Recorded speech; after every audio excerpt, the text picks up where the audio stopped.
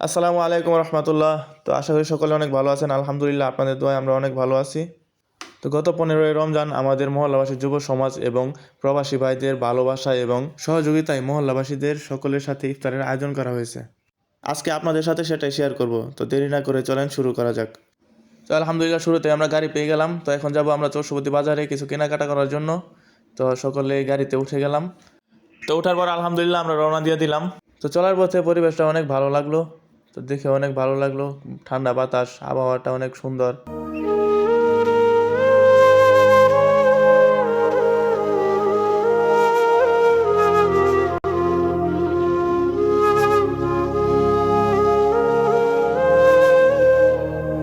তো অবশেষে আমরা বাজারে পৌঁছে গেলাম।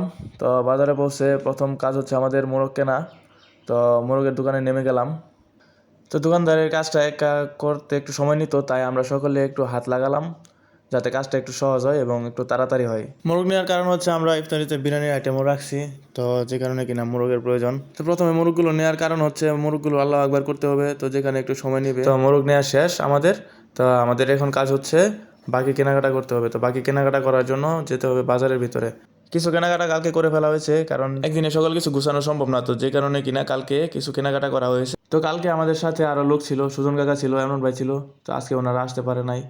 তো হাঁটতে হাঁটতে চলে এলাম বাজারের ভিতরে। তো বাজারের ভিতরে আসার পর তো সালাদের জন্য নেওয়া হচ্ছে শশা।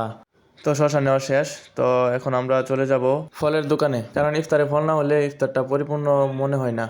তো ফলের দোকানে আসার পর তরমুজ নেওয়ার চেষ্টা। তো তরমুজের দাম এরকম বলে বাইরে ভাই কি বলবো, সাধারণ মানুষ তরমুজ কিনে খাওয়ার মতন না। সাধারণত মিডিয়াম একটা তরমুজ কিনতে গেলে লাগে 400 টাকা, যা একটা দিনমজুরের একদিনের ইনকাম।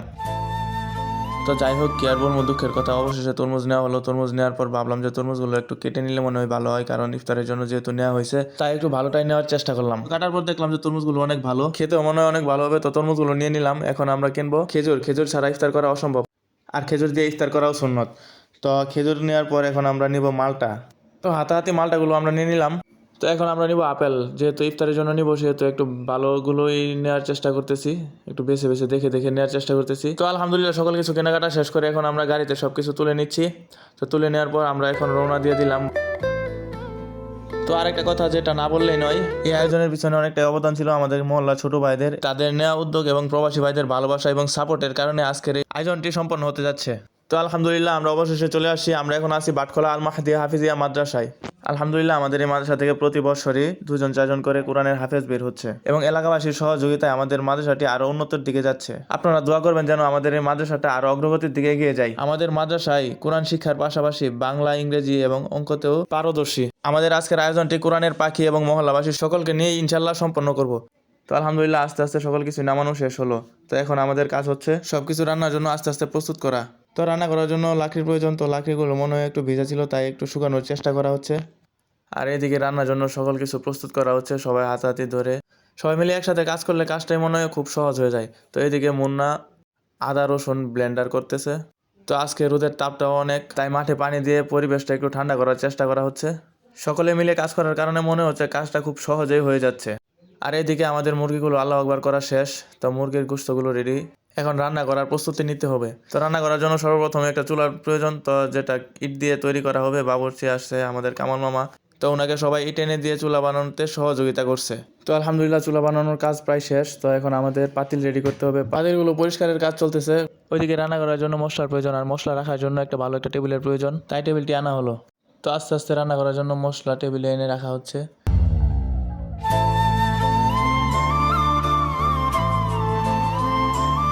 আলহামদুলিল্লাহ, বিসমিল্লাহ বলে পাতিল বসিয়ে দিলাম। তো পাতিল বসানোর পর চুলায় লাকড়ি দিয়ে আগুন জ্বালানোর চেষ্টা করা হচ্ছে।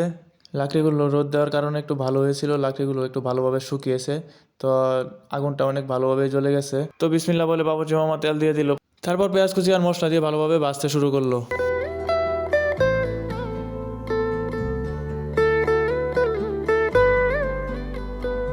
মশলাগুলো ভালোভাবে ভাজা শেষ হওয়ার পর এখন গোশতগুলো দিয়ে দিব পাতিলে। তো গোশতগুলো ভালোভাবে রান্না করার কাজ চলছে। তো ওইদিকে বাবুর্চি মামা বললো যে তোমরা চাউলগুলো ধুয়ে ফেলো। তো চাউলগুলো ভালোভাবে ধুয়ে একটা ছাঁকনিতে রাখলাম যেন পানিগুলো সরে যায়। আর চাউল ধুতে ধুতে ওইদিকে গোশত রান্না শেষ হয়ে গেল আলহামদুলিল্লাহ। তো এখানে বিরিয়ানির পাতিল বসানো হলো। তো মশলা কি লাগে সবকিছু দেওয়া হচ্ছে। তো মশলাগুলো দেওয়ার পর অবশেষে চাউলগুলো দেওয়া হচ্ছে পাতিলে। চাউলগুলো দেওয়ার পর চাউলগুলো একটু সিদ্ধ করে তারপর পাতিলে গোশতগুলো দেওয়া হচ্ছে। তো গোস্তগুলো দেওয়া শেষ, এখন পাতিলের চাউল আর গোস্তগুলো একসাথে ঘাটাঘাটি করে মিলাতে হবে।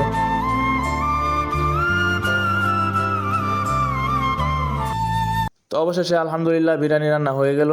তো পাতিলটা চুলা থেকে সরানো হচ্ছে, ঢাকনা দিয়ে ঢেকে দেওয়া হচ্ছে যাতে চাউলগুলো ভালোভাবে সিদ্ধ হয়। আর এদিকে ছোট ভাইয়েরা সালাদগুলো তৈরি করতেছে। আলহামদুলিল্লাহ বিরিয়ানিগুলো পার্সেল করার উপযুক্ত হলো। তো এখন সুরক্ষিত একটা জায়গায় আনা হলো যাতে পার্সেল করে ভালো একটা জায়গায় রাখতে পারি। মাশাআল্লাহ বিরিয়ানিটা দেখতেও খুব সুন্দর হয়েছিল। যেহেতু পার্সেলগুলো মহল্লায় যাবে সেই কারণে পার্সেলগুলো একটু তাড়াতাড়ি করার চেষ্টা করা হচ্ছে, আসরের নামাজের আগে যেন আমরা পার্সেলগুলো মহল্লায় বিতরণ করে দিতে পারি। আর অন্যদিকে প্রবাসী ভাইয়েরা একটু পর পর খোঁজ নিচ্ছে আমরা কতটুকু কী করতে পারছি, আয়োজনগুলো ভালোভাবে হচ্ছে কি না সেগুলো জানার জন্য তারা একটু পর পর আমাদের কাছে ফোন দিয়ে খোঁজ নিচ্ছে। আমাদের প্রতি প্রবাসী ভাইদের ভালোবাসা দেখে আমরা সত্যি অনেক মুগ্ধ। তো এদিকে পার্সেলগুলো তৈরি হয়ে গেছে আর এদিকে ছোট ভাইরা মিলে সালাদ প্যাকেজিংয়ের কাজ করতেছে। আলহামদুলিল্লাহ সবশেষে পার্সেলগুলো এলা মহল্লায় পাঠানোর ব্যবস্থা করা হচ্ছে। আর এদিকে আমাদের প্রথম মেহমান চলে আসছে। তো মেহমানের হাতে প্রথম পার্সেলটা দেওয়া হলো।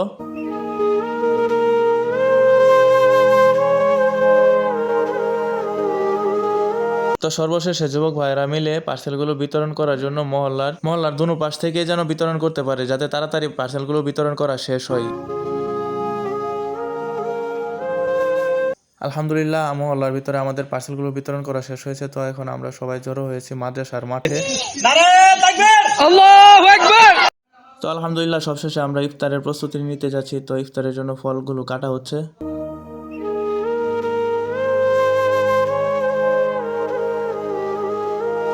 তো আলহামদুলিল্লাহ সবশেষে ইফতার রেডি। তো এখন হুজুর দোয়া করতেছেন, দোয়ার পরেই আজান হয়ে যাবেন। তো যাই হোক আজকে মুসল্লিদের তুলনায় জায়গা একটু অল্প হয়ে গেছে, সেই কারণে মাদ্রাসার বারান্দায় এবং মাদ্রাসার এই পাশ ওই পাশ দুনো পাশে বসতে হয়েছে, একটু কষ্টই হয়েছে। তো আপনাদের সাথে কথা বলতে বলতে মাগরিবের আজান হয়ে গেছে। তো সকলে ইফতার শুরু করে দিয়েছে। তো ভিডিওর মধ্যে যদি কোনো ভুলভ্রান্তি হয়ে থাকে তাহলে সবাই ক্ষমা দৃষ্টিতে দেখবেন। আর ভিডিওটি ভালো লাগলে একটা লাইক দিয়ে দিবেন। সকলে ভালো থাকবেন। আসসালামু আলাইকুম রহমতুল্লাহ। আল্লাহ হাফেজ।